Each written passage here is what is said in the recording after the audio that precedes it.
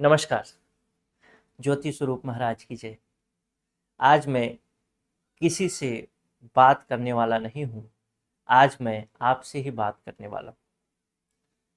कई बार कई लोग परेशान होते हैं और कुछ अंधविश्वासों पर विश्वास करते हैं। चूँकि अंधविश्वास ऐसी चीज़ होती है जिसका कोई विशेष प्रमाण आपको देखने में नहीं मिलता, लेकिन कभी-कभी इन अंधविश्वासों के पीछे भी विश्वास होता है। कई ऐसे लोग हैं जिनका विचार शुरू में कुछ और होता है, लेकिन वो कुछ दिनों के बाद बदल जाता है।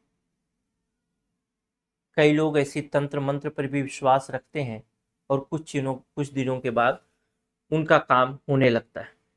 आखिर ये अंधविश्वास है या विश्वास है, इसमें कितनी सत्यता है, इन सब बातों पर आज मैं बात करूंगा। कई लोग बीमार होते हैं, डॉक्टरी रिपोर्ट, सभी प्रकार के रिपोर्ट सामान्य होते हैं, फिर भी वो ठीक नहीं होते। डॉक्टर को लगता है, डॉक्टर कहते हैं कि मुझे कुछ समझ नहीं आ रहा है, आखिर क्यों ऐसा हुआ या फिर क्यों ठीक नहीं हो पा रहा है, मैं समझ नहीं पा रहा।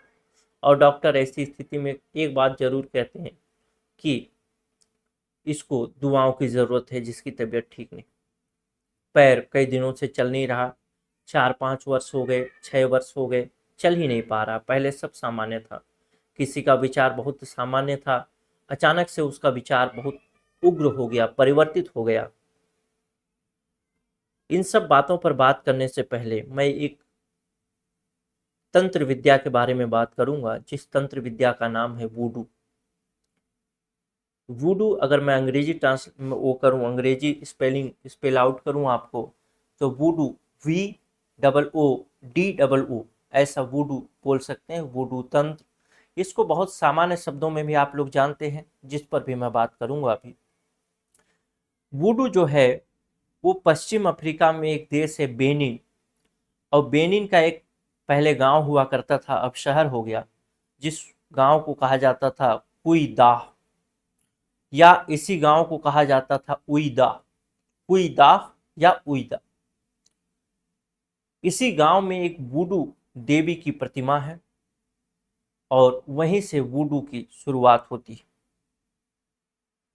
इस वुडू को मानने वाले कैरेबी द्वीप समूह में भी लोग हैं जो सबसे ज्यादा इसको मानते हैं, और धीरे धीरे वुडू एक धर्म बन गया। वास्तव में होता क्या है, वास्तव में वुडू क्या है? वुडू, कई जगह आप तंत्र विद्या आदि के बारे में देखते हैं, सुनते हैं, और तंत्र विद्या में आप देखते हैं कि पुतला बना दिया जाता है और पुतला बनाने के बाद तंत्र विद्या का प्रयोग किया जाता है।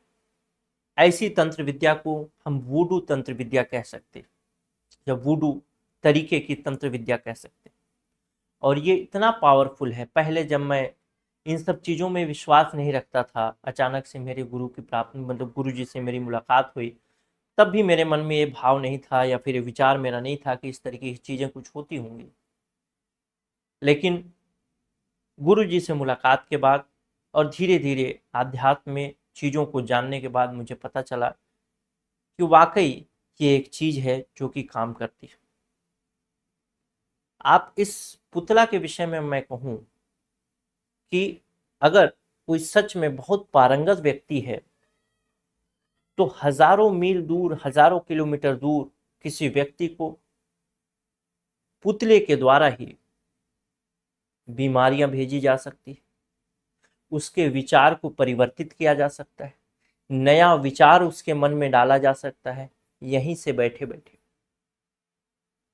या कोई व्यक्ति बीमार है तो उसकी बीमारी को भी, ऐसी बीमारी जो कि लंबे समय से है, वैसी बीमारी को भी ठीक किया जा सकता है।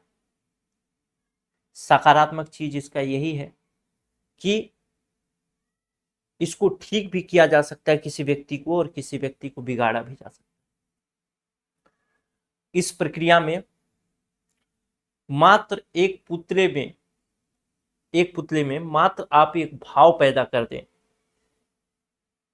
कि यह वही व्यक्ति है जिस व्यक्ति के विषय में आपको जिसे आपको ठीक करना है या बिगाड़ना है, जिसको बीमारी प्रेषित करना है या उसे अच्छा बनाना है, उसे विचार को परिवर्तित करना है, उतने मात्र से ही और अच्छे तरीके से अगर विद्या का प्रयोग किया जाए तो ऐसे परिवर्तन उस व्यक्ति में देखने को संभव हो सकते। यहाँ तक कि इस तंत्र विद्या में अगर पारंगतता हासिल कर ली जाए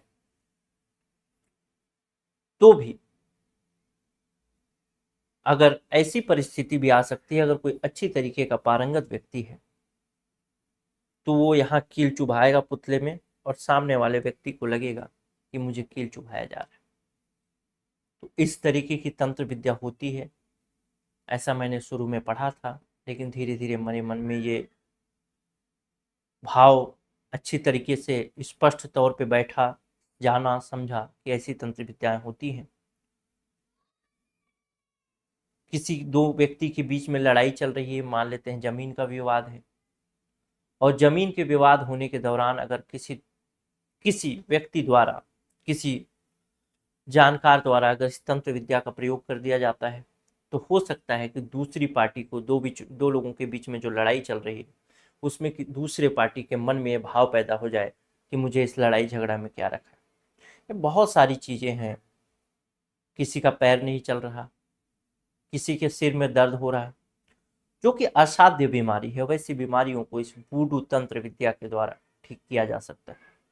इसमें एक पुतला बनाया जाता है, पुतला में चीज़ों को यानी एक तरीके से प्राण को प्रतिष्ठित कर दिया जाता है और ये माना जाता है कि वो पुतला सामने वाला व्यक्ति है, और उस तरीके की तंत्र विद्याएं की जाती है। जब शुरू में मैं इस वूडू तंत्र विद्या को सीख रहा था तो मुझे लगा कि आखिर ये तंत्र विद्या काम करती होगी नहीं करती होगी, तो सबसे पहले मैंने इसे एक जानवर पर प्रयोग करके देखा था। जब मैंने सीखा था, उस जानवर के शरीर में एक लंबे समय से जो घाव चल रहा था, उस घाव को ठीक करने का प्रयास मैंने किया था इस तंत्र विद्या के द्वारा, और सफल भी रहा। इस तरीके उसके बाद मैंने कई प्रयोग और भी किए, लेकिन ये एक बेहतर तरीका हो सकता है लोगों को स्वस्थ बनाने का, लोगों के विचार को अच्छा करने का। कई लोगों के मन में ये भाव आएगा कि आखिर किसी के ऊपर इस तरीके के पुतले की विधि से यानी वूडू की विधि से तंत्र विद्या का प्रयोग कर दिया गया है तो उसे पता चलेगा या नहीं चलेगा। तो उसे तो पता सामान्य तौर पर नहीं चलता है कि क्या हुआ है क्या नहीं। लेकिन हाँ, जो सिद्ध पुरुष होते हैं, जिनको सच में इन सब चीज़ों की जानकारी होती है, वे आसानी से इस चीज़ को पकड़ सकते हैं कि किसी के ऊपर तंत्र विद्या का प्रयोग किया गया है या नहीं किया गया। मेरा ये वीडियो बनाने का उद्देश्य मात्र एक शैक्षिक उद्देश्य है। मेरा किसी प्रकार से अंधविश्वास को बढ़ाने का कोई उद्देश्य नहीं है।